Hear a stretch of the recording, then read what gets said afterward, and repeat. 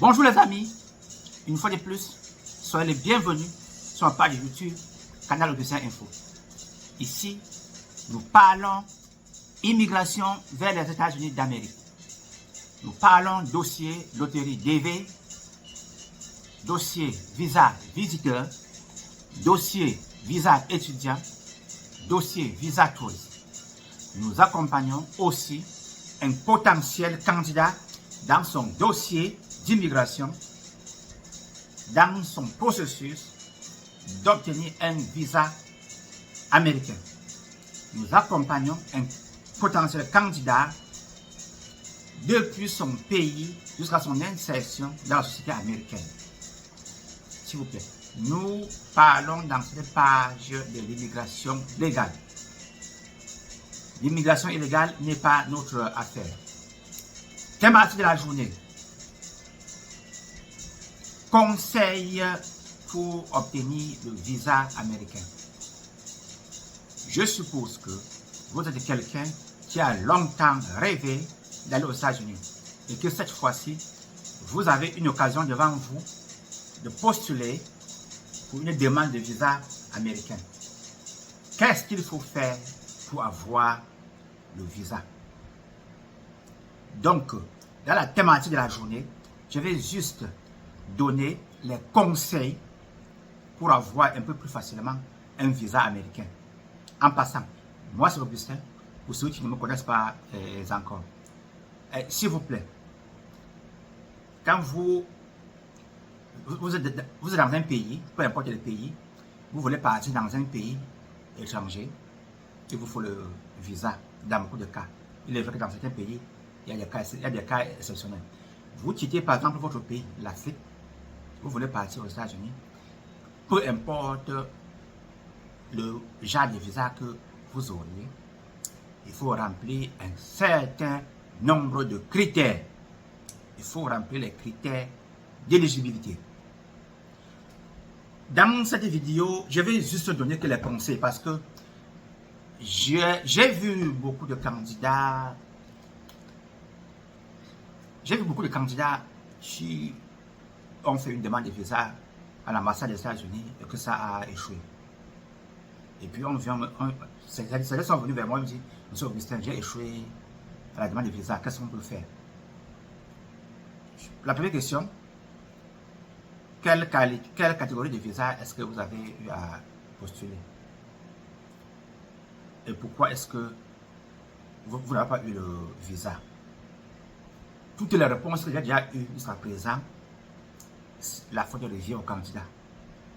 S'il vous plaît, vous avez un dossier dans une ambassade américaine.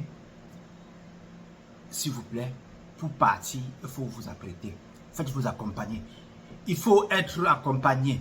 Il est difficile pour un candidat en ce temps-ci de partir dans une ambassade américaine jusqu'à avoir le visa sans être accompagné. Il y a des cas exceptionnels. Mais il faut être exceptionnel. Il faut faire vraiment attention. Il faut prêter attention. Il faut suivre le conseil des coachs. Il faut accompagner. Si vous suivez le conseil du coach, vos chances pour avoir le visa américain sont grandes. Les chances seront élevées de votre côté. Par exemple, j'ai eu un candidat. Il a fait une demande de dossier pour aller aux États-Unis.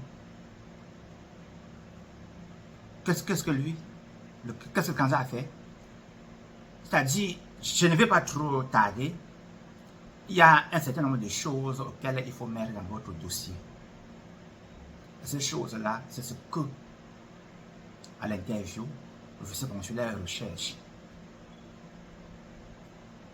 Le candidat en question a eu à commettre beaucoup de fautes. Bon, je n'y reviens pas. Maintenant, vous voulez passer aux États-Unis. Vous voulez par exemple, je vais prendre le cas le plus facile, le cas du visa étudiant. Si par exemple vous voulez passer aux États-Unis, vous faites les études, il faut savoir que la chose la plus importante qu'on aura à vous demander, c'est juste à deux niveaux. Qui sponsorise vos études? Prouvez que après les études, vous auriez à rentrer dans votre pays. Voilà les deux questions les plus importantes. Mais la première question prend un peu plus de points parce que vous, aux États-Unis, l'université coûte trop cher. Vous voulez passer aux États-Unis, il faut montrer que vous êtes à mesure de payer la pension. Vous êtes à mesure de supporter le niveau de vie aux États-Unis. Les autorités de l'ambassade, pendant l'interview, veulent se rassurer que vous avez les moyens pour payer l'école. Quelle est la source de l'argent pour sponsoriser vos études? Si cette question n'est pas répondue à 100%, vous ne pouvez pas répondre. Vous ne pouvez pas avoir le visa étudiant. Ils veulent se rassurer que vous utilisez de l'argent avec une source propre, avec une source palpable. Vous ne pouvez pas dire que j'ai beaucoup d'argent, mon père a beaucoup d'argent, et il travaille quelque part, et puis il va payer mes études. Non, c'est pas comme ça.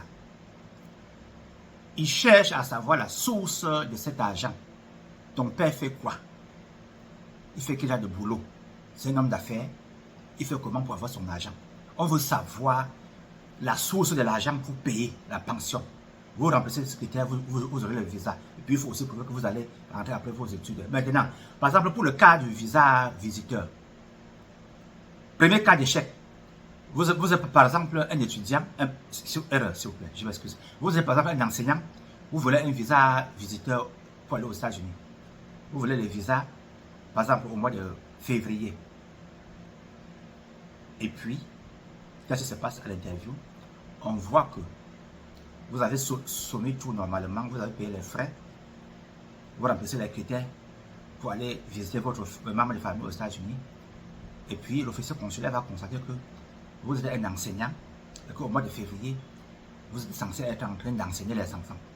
Pourquoi vous voulez passer aux États-Unis dans ce moment-ci-là? Vous n'aurez pas de visa. Donc, pour le visa visiteur, mon conseil, partez aux États-Unis pendant les périodes de vacances. Si vous avez travaillé, vous n'avez pas encore fait plus de 12 mois. Plus de 12 mois dans un travail, ne tentez pas. Si vous n'avez pas de compte bancaire, ne tentez pas. Qui doit vous donner la lettre d'invitation aux États-Unis? Est-ce que cette personne a un bon background check? Est-ce qu'il a une bonne adresse pour vous recevoir? Est-ce qu'il a un boulot? Quelle relation vous lie avec ce dernier qui vous donne la lettre d'invitation? Donc, c'est un peu comme ça. Et puis, ils veulent voir comme vous travaillez. Ils veulent voir, ils aiment voir l'historique de du mouvement de votre carnet bancaire. Ils aiment voir le solde. Est-ce que par exemple vous avez une carte bancaire pour faire vos achats aux études, pour faire vos achats aux États-Unis? Qui va vous recevoir? Est-ce une bonne adresse? Est-ce que la personne a un bon background check? Est-ce que ce n'est pas un recherché? Est-ce que ce n'est pas une personne qui fait dans la drogue? C'est lui qui va vous donner la lettre d'invitation. Vous pouvez vous refuser le visa à cause de lui parce que parfois on peut voir que avant, il a eu à donner la lettre d'invitation à une personne et la personne n'est pas rentrée. La même personne vous donne encore la lettre d'invitation aujourd'hui. Sûrement, dans beaucoup de cas, vous partez comme ça pour ne pas rentrer. Allez, hop! Refus de visa. Pour le cas, par exemple, du visa touriste, ça ressemble un peu au cas de visa visiteur, s'il vous plaît. Ils veulent voir l'activité que vous faites, la source de votre argent et la preuve de réservation de l'hôtel. Ils veulent voir la réservation de l'hôtel et votre billet d'avion, aller et retour. Délimitateur commun pour le visa visiteur, visa touriste, il y a la preuve, il y a la preuve que vous auriez à rentrer. Ils veulent que vous montrez que vous avez un lien d'attache avec votre pays. Maintenant, quand c'est par exemple le cas du visa religieux, qu'est-ce qui va se passer? L'officier consulaire veut se rassurer que vous allez aux États-Unis pour être dans une entreprise qui est basée dans votre pays. Vous travaillez dans votre pays, dans une, dans une église, dans une entreprise, je ne sais pas, dans une association caritative, un truc pareil, dans une structure religieuse. Vous travaillez là-bas depuis au moins 3 ans. La même structure est aussi présente aux États-Unis. Vous demandez le visa pour aller aux États-Unis. Par exemple, pour faire un boulot précis dans la même structure. Ça, c'est les critères les plus importants. Quand vous remplissez cela, dans beaucoup de cas, vous auriez votre visa. Par exemple, pour le cas de la loterie DV, vous jouez à la loterie, il faut être dans un pays éligible. Si vous n'êtes pas dans un pays éligible, alors il n'y a rien à faire. Vous êtes dans un pays éligible, vous êtes sélectionné, c'est bon. Mais il faut respecter aussi l'autre critère des niveaux scolaires. Il faut avoir au minimum le baccalauréat. Si vous n'avez pas le baccalauréat, il faut se rassurer que, par exemple, si vous avez par exemple le BPC probatoire, CAP, un truc comme ça, que vous avez fait une formation d'une durée d'au moins 2 ans dans un centre légal, vous avez eu un certificat de fin de formation et que vous avez travaillé pendant les 5 dernières années comme en tant que, vous avez travaillé comme quelque part en tant que full-time job en temps plein pendant au moins 2 ans pendant les 5 dernières années. Ça, c'est les critères auxquels l'on demande. Ajoutez maintenant à ceci, s'il n'y a pas du faux dans votre dossier, vous aurez le visa. Quand vous avez un dossier pour la loterie DV, rassurez-vous que vous remplissez les critères. Maintenant, en dehors du cadre de la loterie, DV, pour tout ce qui concerne les autres catégories de visa, il faut vous rassurer qu'en allant à l'interview, votre visa, votre passeport a une validité d'au moins 6 mois. Autre conseil, si vous arrivez aux États-Unis, par exemple, en tant que, avec un visa non immigrant, et que vous voulez changer votre statut, il faut vous rassurer, puisque la plupart des temps, la plupart des candidats font de l'asile. S'il vous plaît, il faut vous rassurer que votre documentation est bonne. Pas le genre que à l'interview, devant une université d'immigration, on voit un truc dans votre dossier, l'officier lit et ne comprend rien. Il faut une bonne documentation. J'ai déjà eu à parler de cela dans une de mes vidéos.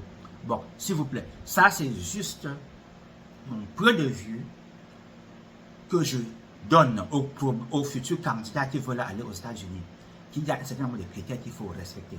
S'il vous plaît, quelle que soit la catégorie de visa que vous voulez pour aller aux États-Unis, faites-vous accompagner. Cherchez un coach. Vous pouvez par exemple nous contacter. Il y a notre email dans la description de cette page. Je vais aussi ajouter le numéro de téléphone parce que je reçois beaucoup de messages par email. Je pense que ça vaut la peine d'envoyer une fois. Je mets dans la description le numéro de téléphone. Bon, dernier conseil que je vais signaler aux candidats, s'il vous plaît, quand vous avez votre dossier, il faut vous rassurer que ce qui est dans votre dossier est propre. Ça, c'est une répétition. Remplissez votre DS minutieusement. Même quand c'est par exemple un cas de regroupement familial, cela ne veut pas dire que vous aurez le visa. Le regroupement familial, vous avez une personne aux États-Unis qui veut vous faire venir. La personne en question doit respecter les critères d'éligibilité. Ça peut être un frappeur, ça peut être un criminel qui veut vous faire venir. Le dossier va passer difficilement. Bon, s'il vous plaît, si vous avez trouvé cette thématique importante, veuillez liker la vidéo. Nous sommes ici en Canal Officiel Info, votre page qui vous accompagne dans votre dossier d'immigration vers les États-Unis d'Amérique. Portez-vous bien et à la prochaine. Ciao!